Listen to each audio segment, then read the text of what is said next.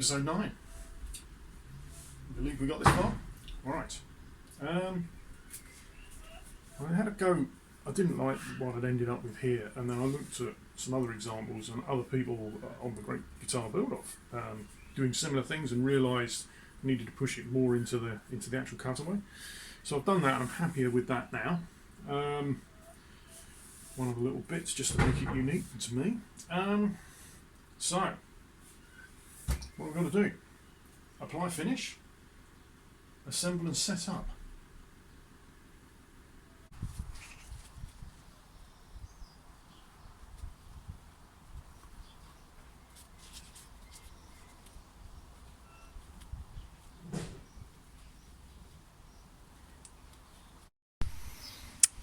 Yes folks, it's black, but bear with us. This is part of a process. Again, a process I've never ever done.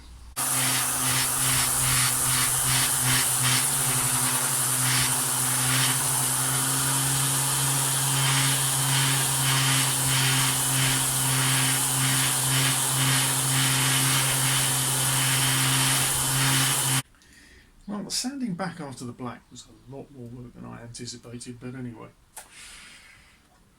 It's just drying off. I've just put some white spirit to sort of clean it off. It has done what I hoped it to do with it, which was accent the grain, but it was a lot more work than I was really anticipating.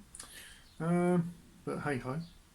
I don't know if you can see that so well there, but there we go. It has accented the grain a bit more, which was part of the plan. I'm hoping that that's going to help. With the camera, it's getting the colour, but getting the lighting right. But anyway, so let that dry for a few minutes, and then we'll start applying the actual stain I'm going to leave on it, on the one I'm going to sand back off.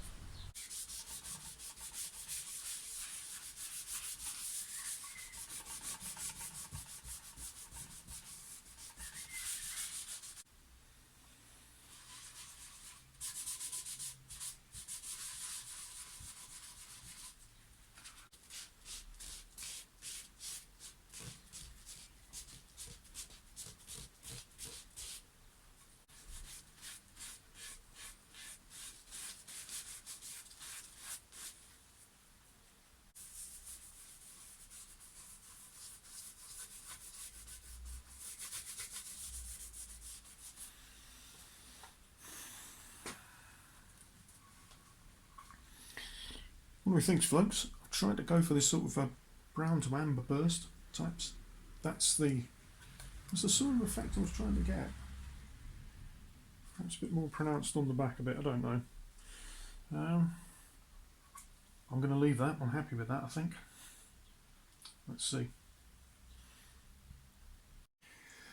So I thought now's the time to talk about finishes. So you'll have seen this already getting to this state.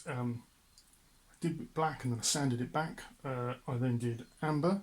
I'm using the crimson products, stains, and then brown to get the burst effect. In terms of finishes, if people are, I know there's a few novices also watching this series with me because they've made a comment. The first parts caster I ever built years and years ago, I struggled with finishes because there was hardly anything available in those days. Now it's a lot easier. I would recommend particularly wood tone. I use them on a couple of part casters that I made because they're colour and oil all in one, and you just put the whole thing on.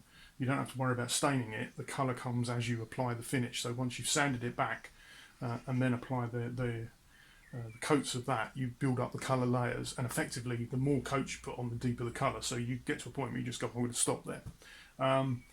Quite a good product. I used it, and quite, you know, like I say, I would recommend it to someone, particularly for first ever finishings. But I have used the Crimson products on a couple of instruments since I've built that. So what I'm going to use on this one is the penetrating finishing oil. I normally put on one, maybe two coats of that, and then I use the high build to build up. That's what I've done on a couple of other, particularly the last build I made, and I was really happy with the finish I got on that. Obviously, they're oil finishes, aren't they? So they're not you know, a strong polyurethane that will take the knocks and the dings, you know, this will scratch quite easily, and I sort of accept that, and you have to basically accept that if you're going to go this route.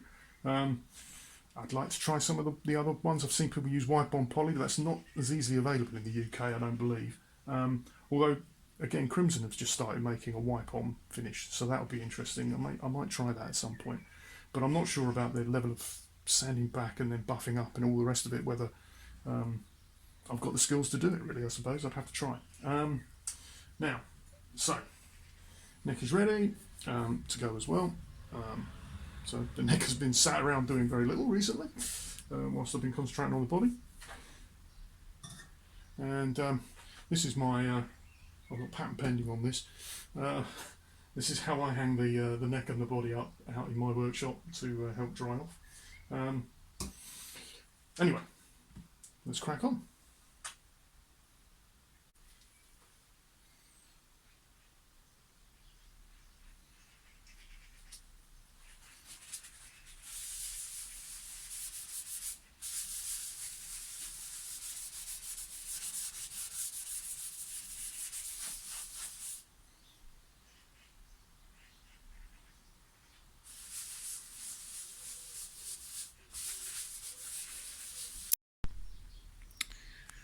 So here we are with the finish applied. I think on the body I've done six coats. On the neck I did a couple less. This is not all put together, it's just mock up to see what it looks like. What do you think? I've saved you the pain of watching me trying to start soldering up all the connections. Not my strong point by a long way, soldering. But what I'm going to do next is I think I'm going to level and crown the frets, get that done. One other job I've not done is I haven't fitted the nut, so probably going to do the frets first and then get the nut on.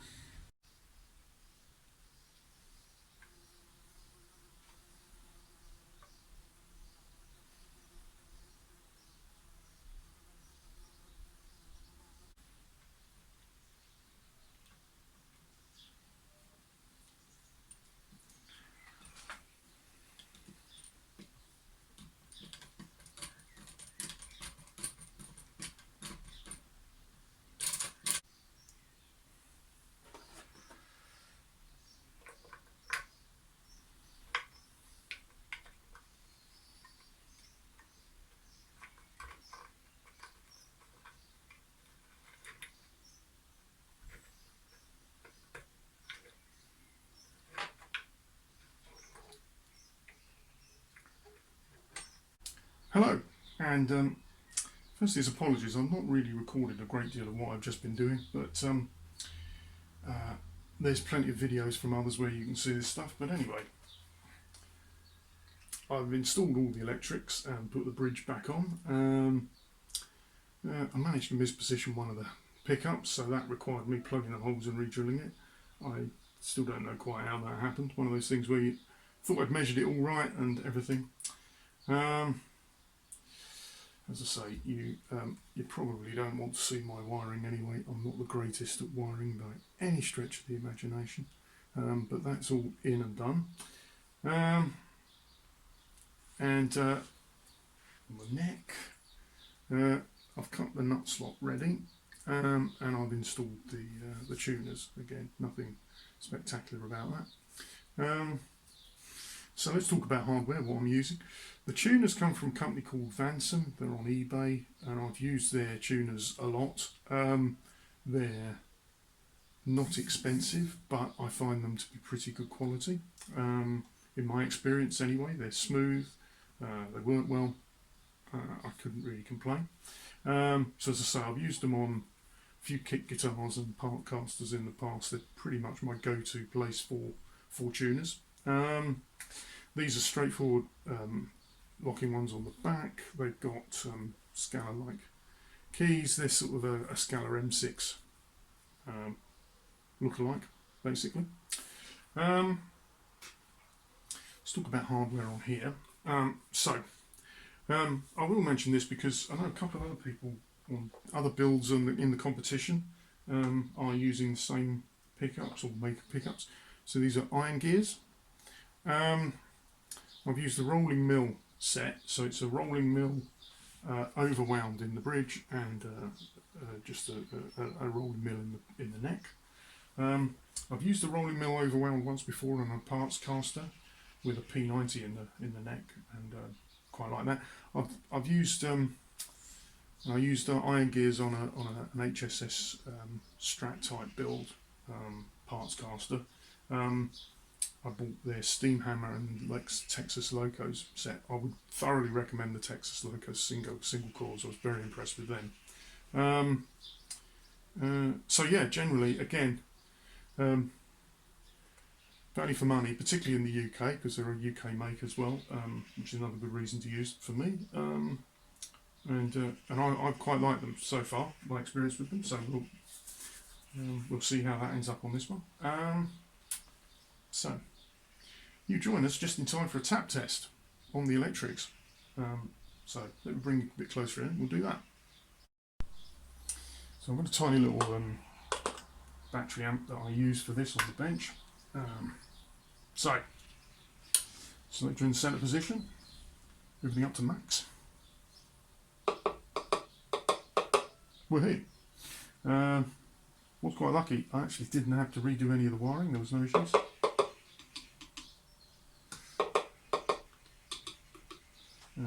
So this is the first time I've done it when I've got the jack socket actually in place. So everything seems to be working as expected.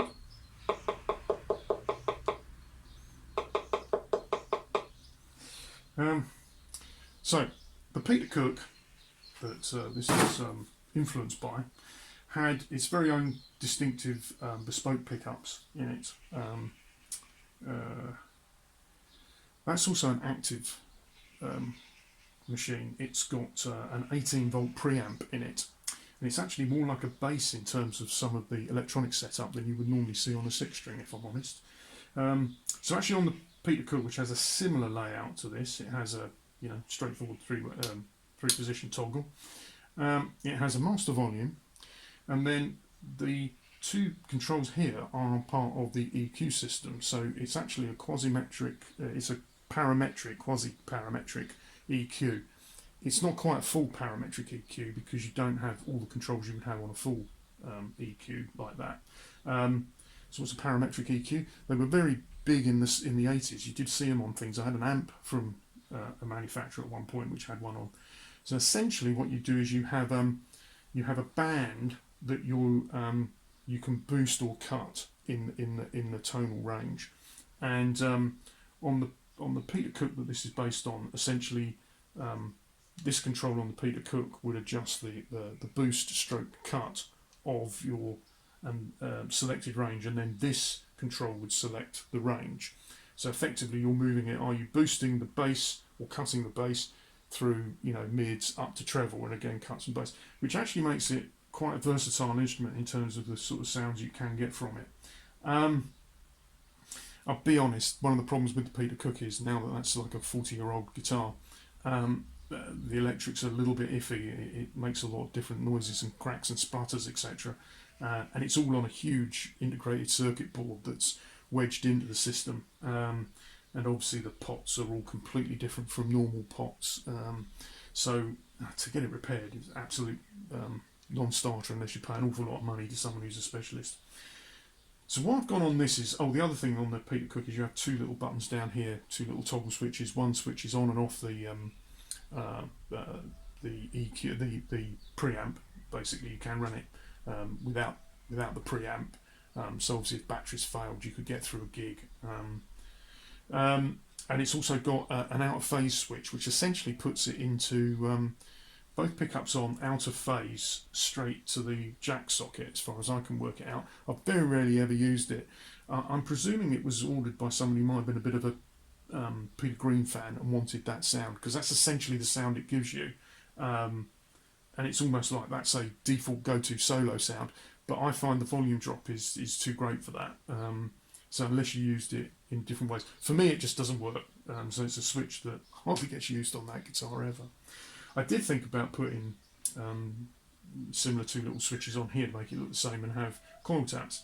But then I was left with, well, what do I do? 2 volumes, 1 tone, or whatever. So I actually thought of something different, which will hopefully show is working now. So let's see if this is okay.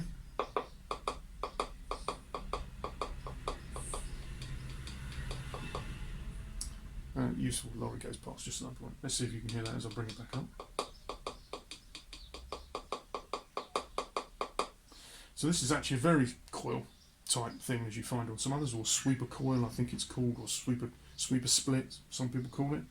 Essentially it's the same as a coil tap, but it's going into a pot. I've done it with a dual gang pot because of both of those, and then essentially that's just taking that to ground over a sweep. I don't know if I can show you that any better in the back, if you can see that little pot there, but that's what it's doing. So essentially it's at full on, that is full humbucker, full that way, that is full coil tap, but essentially you've got adjustment in between, which would be interesting to see what that actually sounds like if I can really use it. But hey, it was part of the my unique features on my unique build, so there we go.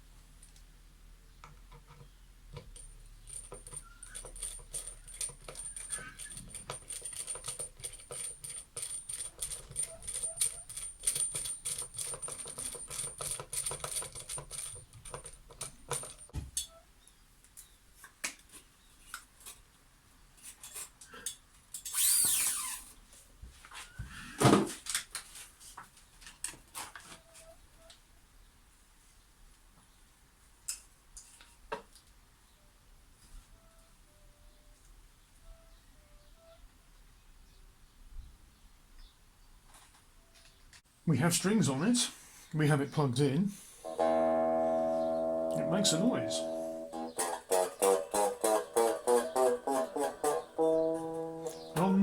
On the bottom E, we're alright, but then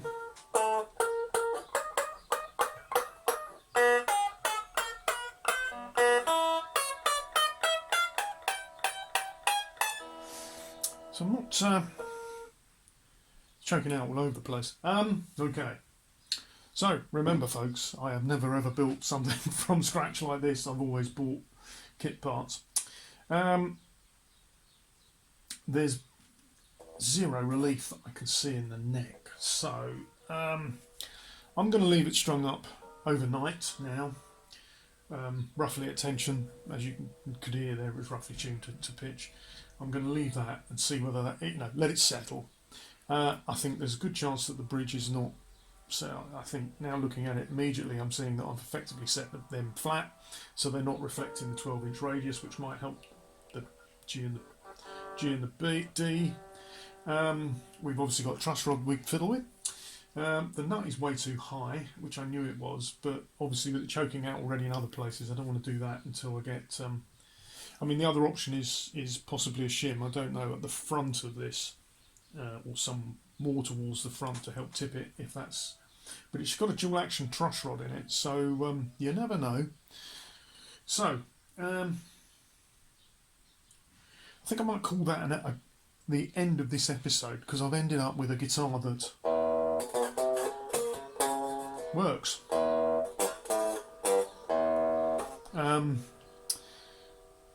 Now we just got to make it playable a bit more, because I would love it to be more playable than it obviously is, clearly. But anyway, folks, whilst I'm a bit frustrated that it's not all gone together immediately and I can just hit and play it, I'm still quite amazed that I built this out of a bunch of wood. As I've said before, I'm not really in the competition to win. The competition was the incentive to actually do this and do something I've always wanted to do, which was make a guitar from effectively from scratch. And I know I bought the neck kit, but it's as close to scratch as I'm probably ever likely to get. Just the mere fact that it does make notes is quite an achievement. I'm quietly humming with pride over that. And we'll see where we get to. But anyway, please like and subscribe and all of that sort of stuff. Please go and support people who really know what they're doing in this competition. The other great guitar build-off people who are building some utterly stunning stuff,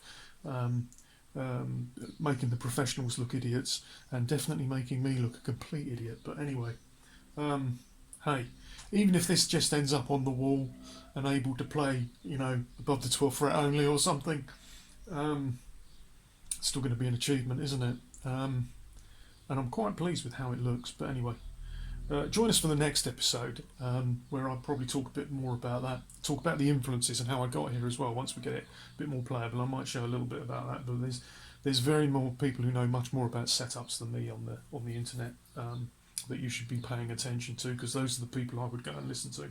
So anyway,